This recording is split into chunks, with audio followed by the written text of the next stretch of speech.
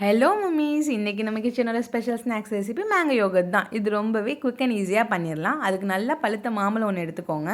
நல்லா ஸ்வீட்டான மாம்பழமா இருந்தா இந்த ரெசிபிக்கு ரொம்ப சூப்பரா இருக்கும். ஒரு பவுல் எடுத்துக்கோங்க. அதில 3 டேபிள் ஸ்பூன் வந்து நல்லா திக்கான புளிக்காத தயிர் வந்து ஆட் பண்ணிக்கோங்க. தயிர் ஆர் யோகர்ட் ஆட் பண்ணிக்கோங்க. அத வந்து நல்லா சாஃப்ட்டா மிக்ஸ் பண்ணி விடுங்க. அதோட இப்போ நம்ம மேஷ் பண்ணி வச்சிருக்க மாம்பழங்கள ஆட் பண்ணிட்டு நல்லா மிக்ஸ் பண்ணி விடலாம். பிளெண்ட் பண்ணணும், அடிச்சு கலக்கணும் அப்படி இல்ல. சாஃப்ட்டா மிக்ஸ் பண்ணி விட்டாலே போதும். இந்த மாம்பழம் ஊர்ல ஃப்ரெண்டோட வீட்டு மரத்துல காய்ச்சி மாங்காவா வந்து இங்க மாம்பழமானது. ரொம்ப டேஸ்ட்டா இருக்கு. அதனால தான் இந்த ரெசிபி செஞ்சு பாப்பாக்கு கொடுக்கலாம்னு செஞ்சுட்டு இருக்கேன். மாம்பழமே ஆல்ரெடி இனிப்பு தாங்கிறனால தேவைப்பட்டுச்சுன்னா கொஞ்சோன்னு 1 டேபிள் ஸ்பூன் அளவுக்கு இல்ல 3/4 டேபிள் ஸ்பூன் அளவுக்கு வந்து ஹனி ஆட் பண்ணி நல்லா மிக்ஸ் பண்ணி டேஸ்ட் பண்ணி பாருங்க. ஒரு 1/2 இனிப்பு இல்ல 3/4 இனிப்பு இருந்தா போதும்.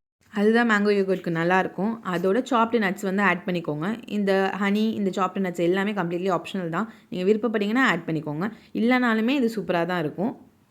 கொளுத்துற வெயிலுக்கு இது மாதிரி ஒரு ஃப்ளேவர்ட் யோகர்ட் பண்ணி ஜில்லுன்னு வச்சு கொடுத்தா யாருமே வேணான்னு சொல்ல மாட்டாங்க. கண்டிப்பாக உங்கள் பசங்களுக்கு ட்ரை பண்ணி கொடுங்க. ஆஃப்டர்நூன் டைமில் கொடுங்க ஜில்லுன்னு கொடுக்குறனால. இது ஒன்ஸ் நாங்கள் குல்ஃபி வாங்கினப்போ அந்த செராமிக் பாட்டு அதை எடுத்து வச்சுருந்தேன். என்ன தான் நம்ம டேஸ்டியாக வீட்டில் செஞ்சு கொடுத்தாலுமே ஏதாச்சும் ஒன்று பேக்டாக வந்துச்சுன்னா பிள்ளைங்களுக்கு ரொம்ப பிடிக்கும்ல, ஐஸ்கிரீம் மாதிரி. ஸோ இதில் ஸ்டோர் பண்ணி வச்சு ஜில்லுன்னு எடுத்து பாப்பா கொடுக்கலான்னு வச்சுருக்கேன். உங்கள் குட்டீஸ்க்கு தேவையான ஹெல்த் ரெசிபிஸை மிஸ் பண்ணாமல் இருக்க நம்ம சேனலை சப்ஸ்கிரைப் பண்ணிக்கோங்க. பசங்களோட சேர்ந்து நீங்களும் என்ஜாய் பண்ணுங்கள். See you with the next recipe.